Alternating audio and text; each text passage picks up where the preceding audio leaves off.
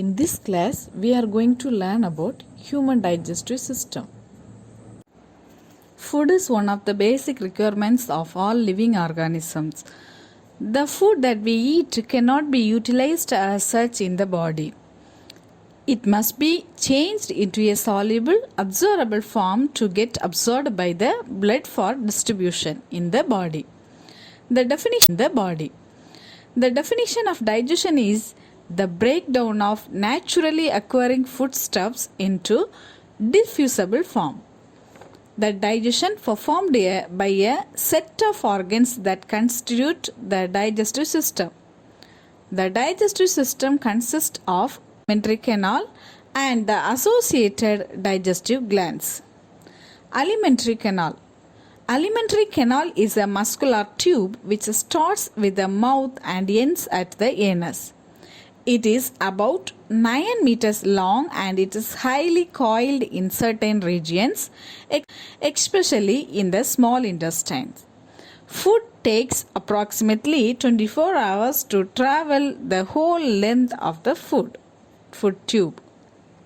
The alimentary canal consists of the following regions: mouth and buccal cavity, pharynx, esophagus, stomach, small intestine and large intestine. Small intestine consists of duodenum, jejunum, ileum. The large intestine consists of caecum, colon and rectum. Digestive glands. To the digestive glands located in the lining of various regions of the digestive tube, two large digestive glands, the liver and pancreas, are also associated with it, and three different salivary glands are associated with the mouth cavity.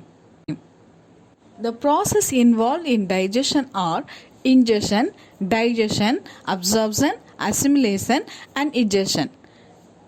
Intake of food in human beings through mouth is called ingestion.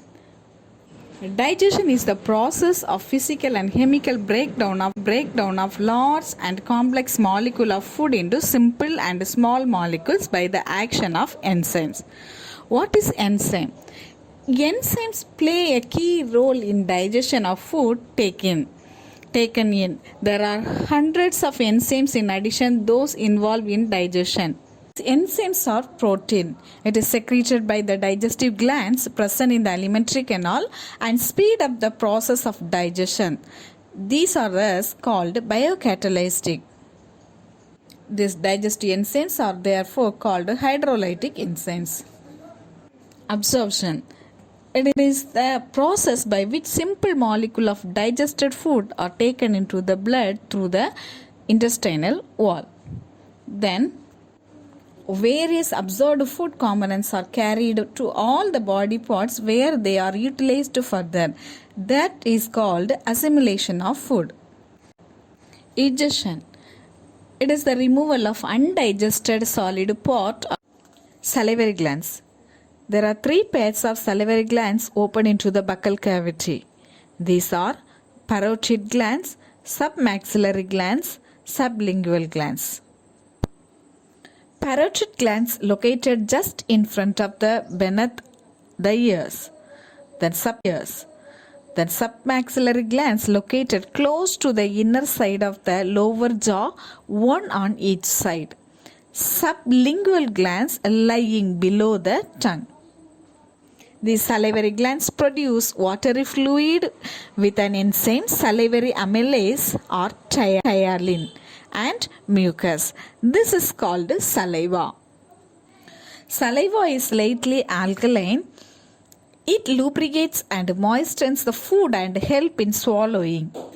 And it moistens the tongue and mouth cavity. It binds the food particles into the poreless for easy swallowing, and the enzyme salivary amylase present in the saliva initiate chemical digestion of carbohydrates and convert starch into maltose. It helps in cleaning the mouth cavity and the teeth and killing the bacteria. The second gland is liver. Liver is the largest gland in the body.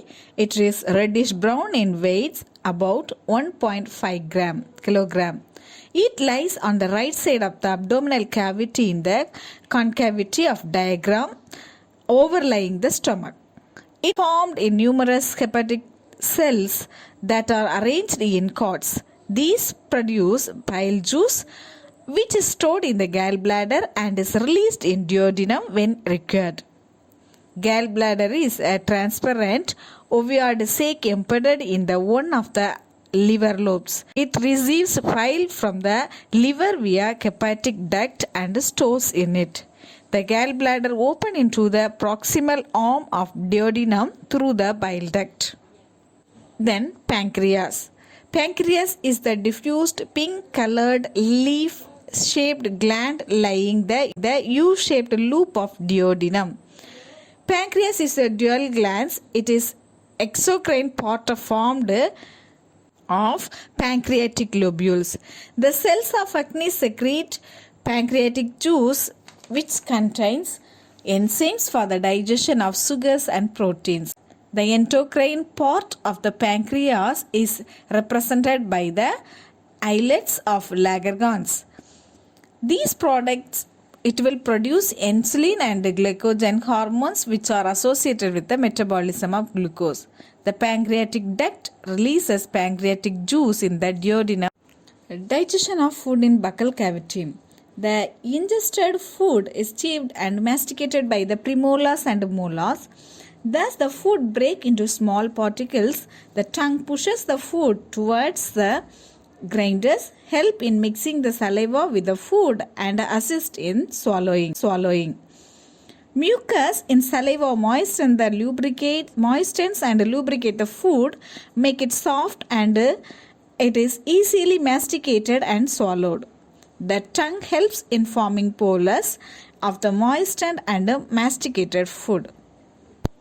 Salivary amylase or tyalin present in the saliva hydrolyzes starch and glycogen into maltose and isomaltose, and enzyme maltose hydrolyzes the maltose into glucose. Pharynx and esophagus. The tongue presses upward the back against the roof palate of the mouth, and this forces the bolus, the ball of chewed food, into throat or pharynx. The back part of the roof of the mouth cavity, it is soft palate, closes the opening between the throat and the nasal passage. Then the larynx, it is a voice box. It is located at the entrance of the windpipe, is pulled upward to bring it close to the back of the tongue. When a flap called epiglottis, it closes its opening. Thus, the only passage available to swallowed food is that of the gullet or esophagus. Once the food reaches the esophagus, it is conducted behind by a special movement called peristalsis. Peristalsis is the wave of contraction caused by the circular muscle of the gut pushing the food along. As the wave passes, the circular muscles relax. Peristalsis occurs through all regions of the gut. Mucus secreted by all the regions of the gut is a slimy fluid which lubricates the food. Esophagus. Esophagus is a tube which simply conducts the food from the throat to the stomach. It passes through the diaphragm close to the backbone. It does not produce any digestive enzyme. Digestion in stomach. The stomach is a J-shaped muscular sac lying on the left side of the abdomen below the diaphragm and between the esophagus and the small intestine. The muscular stomach expands during the storage of food and contracts when it empties itself into the intestine. The stomach is subdivided into three parts: anterior part or fundus, then body or cardiac, the largest middle part of the esophagus open, then pylorus or antrum, the posterior part. The opening of esophagus is regulated by the muscular ring or cardiac sphincter. This prevents the entry of gastric contents into the esophagus. The fundus part is projected above the cardiac sphincter. Pylorus open into the next part of the alimentary canal, that is small intestine. The opening is under the control of pyloric sphincter. It helps to store the food in the stomach for a few hours, preventing the food to enter the small intestine till churned properly.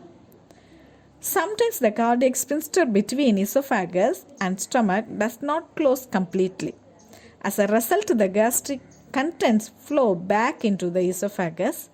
The acidity of these contents irritate the esophagus and cause discomfort and burning sensation. This is called heartburn. Then the stomach performs the function like storage and churning. The digestion and absorption of food takes many hours, through food is in few minutes. A small intestine is major organ for this process. It is normally filled with the food. The stomach stores ingested food till it passes into the small intestine for digestion and absorption. The food is passed only when the small intestine has the space for it. Churning. The wall of the stomach is highly muscular. It churns the food thoroughly and mixes with the gastric juice to produce a semi-fluid mixture kind. The wall of stomach has numerous glands which secrete gastric juice. The gastric juice is a colorless fluid which contains salt, mucus and different enzymes. This juice is secreted by the 3 different types of cells present in the inner lining of stomach. Then peritoneal cells secrete hydrochloric acid which kill the harmful bacteria that may have entered along with the food. It provides favorable acidic medium in which the enzymes become active. It breaks the large food particle into small particles.